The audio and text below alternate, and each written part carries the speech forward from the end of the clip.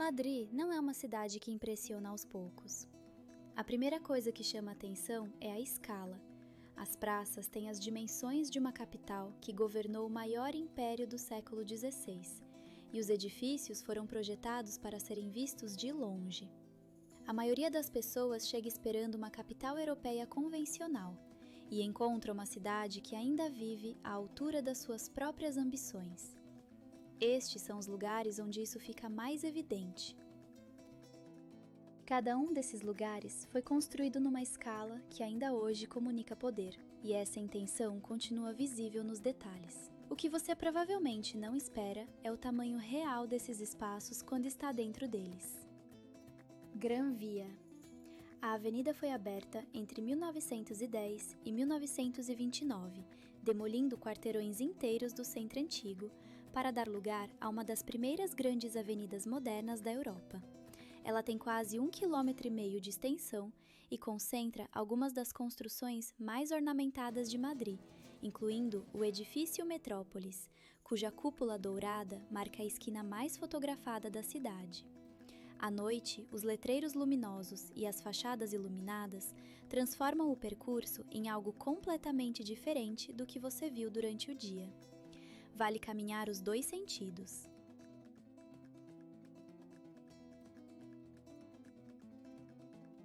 Praça Maior. Construída no início do século XVII, sob o reinado de Filipe III, a praça é fechada em todos os lados por edifícios de tijolos vermelhos, com 237 varandas idênticas. Ela já foi arena de touradas, cerimônias reais e execuções públicas. Hoje é onde Madrid simplesmente existe. Turistas, moradores, cafés sob as arcadas. Logo cedo pela manhã, a praça fica praticamente vazia, e a luz entra pelas 9 entradas em arco, de forma direta e contrastada.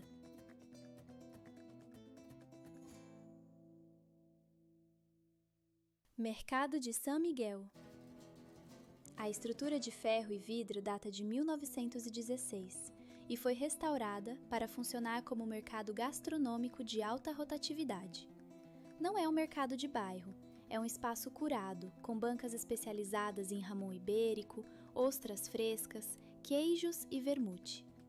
O melhor horário é entre as 11 da manhã e 1 da tarde, antes que a lotação torne a circulação difícil. Dentro, o teto de ferro e vidro deixa entrar luz suficiente para tornar um espaço maior do que o tamanho sugere por fora.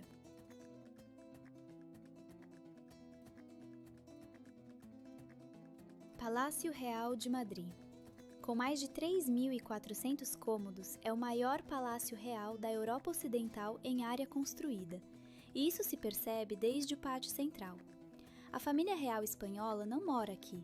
O palácio é usado exclusivamente para cerimônias de Estado, o que significa que os interiores estão abertos ao público durante a maior parte do ano. Os afrescos de Tiepolo no teto da Sala do Trono são os maiores do artista em qualquer coleção do mundo. Do terraço oeste, em dias de céu limpo, você vê a Sierra de Guadarrama, coberta de neve no horizonte.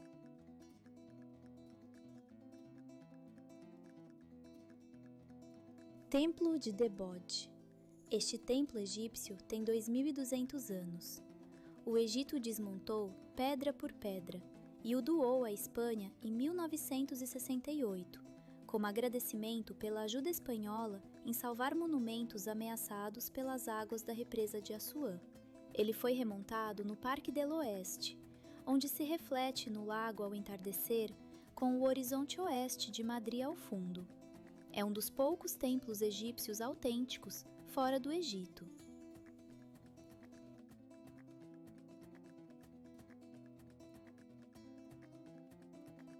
Esses destinos ocupam o centro cultural e histórico de Madrid, e cada um deles existe numa escala que só faz sentido quando você está dentro. O que você provavelmente não calcula antes de chegar é que o tempo para percorrê-los é pelo menos o dobro do que você estimou. Triângulo da Arte.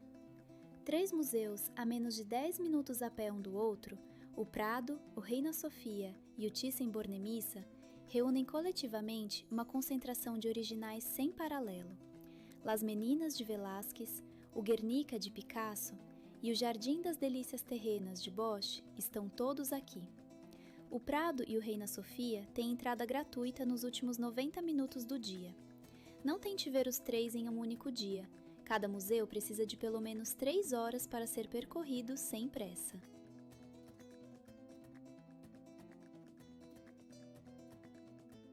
Parque do Bom Retiro.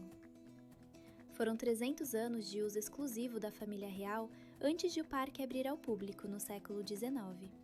Aos domingos, o Lago Grande tem fila para alugar barcos a remo sob o monumento a Alfonso XII, e as alamedas ficam tão cheias que você precisa andar devagar. O Palácio de Cristal é um pavilhão de ferro e vidro construído em 1887 para uma exposição colonial e hoje usado pelo Reina Sofia para instalações de arte contemporânea. A entrada é gratuita.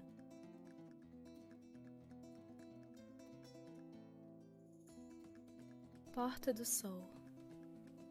No chão desta praça há uma placa marcando o quilômetro zero, o ponto a partir do qual se medem todas as distâncias rodoviárias do país.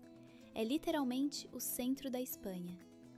O relógio da Real Casa de Correos transmite os 12 badalos da virada de ano para toda a televisão espanhola, e a tradição é engolir uma uva a cada badalada. A estátua do urso com a madrônio, a árvore símbolo da cidade, fica aqui também. Mais do que um ponto turístico, a praça funciona como o eixo real de orientação de quem está explorando o centro de Madrid. O detalhe que Madrid deixa é o horário do jantar. Às 22 horas, os restaurantes estão cheios e as ruas ainda têm movimento, não como exceção, mas como norma. Adaptar o ritmo a isso muda o que você faz com o dia inteiro. As manhãs ficam mais lentas, as tardes mais longas e o dia termina depois da meia-noite.